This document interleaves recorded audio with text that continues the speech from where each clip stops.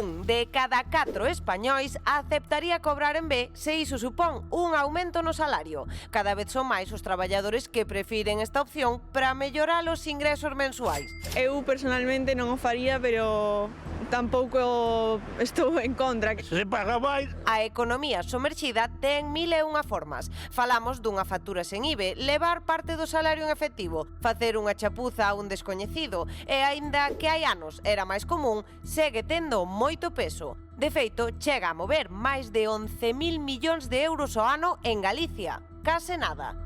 Pero os pagos en B teñen consecuencias. Os impostos sacados das nóminas destínanse ao financiamento dos servizos públicos. Se todos cobramos en B, quen vai manter as estradas? Como funcionarían os hospitais? Por isto, moita xente négase a aceptar cobros en negro. Non se debe facer, o sea, debemos todos declarar os nosos impostos como todo o mundo e colaborar. O que pasa que, claro, a sociedade está moi pouco ni moi influída polo de atrás.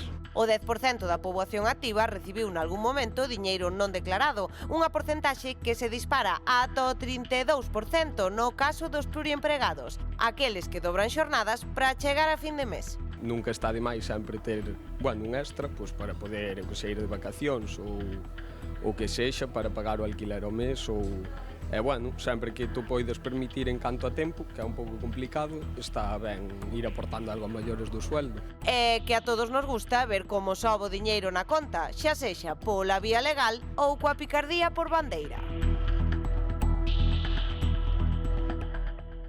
Cal é o peso que ten esta economía somersida en Galicia? Que din os datos, Bernardo? Pois, María, que en Galicia se reduciu nas últimas décadas, sí que é certo que esta economía somersida ou economía mergullada segue a ter un peso importante na nosa comunidade. Nos últimos 20 anos pasou de representar o 23 a case o 16% do Produto Interior Bruto. Move alrededor de 10.900 millóns de euros o ano, unha cifra próxima ao orzamento da Xunta de Galicia de hai 3 anos. Aínda así, Galicia sitúase entre as comunidades con menor economía informal, por debaixo mesmo da media estatal. As taxas máis altas concéntranse no sur, como por exemplo en Andalucía ou en Canarias, mentres que Madrid, País Vasco ou Cataluña rexistran os niveis máis baixos. Sectores como a agricultura e o turismo adoitan xerar máis actividade opaca e Galicia podería estar deixando de ingresar entre 1.120 e 2.400 millóns de euros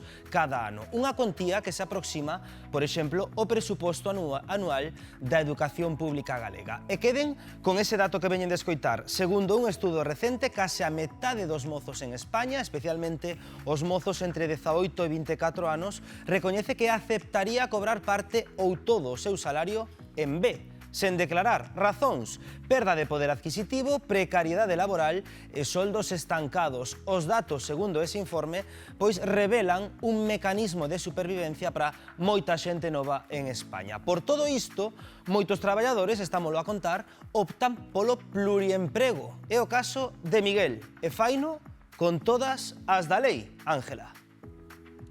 Pois ser pluriempregado é cada vez máis habitual, efectivamente. De feito, eu creo que lle estamos roubando aquí o pouquiño tempo de descanso que ten Miguel. Miguel, ti como empezaches a ser pluriempregado? Pois a verdade que traballaba para unha empresa mediante un expediente de regulación de emprego, pois tuve que buscar alternativas. Empecé traballando no sector da poricultura como comercial por mediación dun compañeiro que me comentou. E ao final, verdadeiramente antes sí que se podría vivir mediante solo estar autónomo e ter solo unha casa, por exemplo, ou dúas casas representadas, pero é prácticamente imposible. Despois de ter a oportunidade de volver, porque ofrecerme volver a traballar, na empresa decidín que tiña que alternalo porque non era posible poder aguantar. Hoxe tens que ter moitas casas para iso. Claro, entonces ti agora o que fase que tes, pois traballas na empresa e no tempo libre da empresa eres autónomo e comercial. Sí.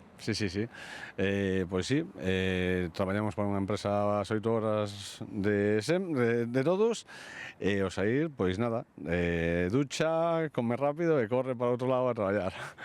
E ti, por exemplo, crees que sería imposible prácticamente vivir do teu traballo como autónomo porque, claro, aínda que factures moito, que non é o caso, pois hai moitos impostos, hai un IRPF que pagar, un IVA... Hoxe é imposible.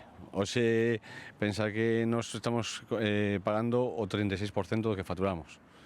O sea, entre IRPF e IVA, solo o 36%.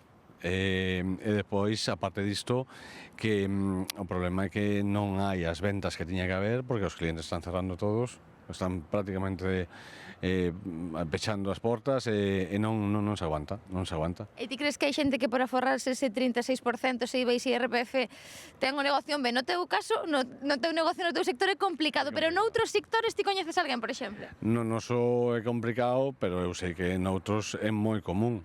É moi común porque non se aguanta, que é imposible aguantar este tirón.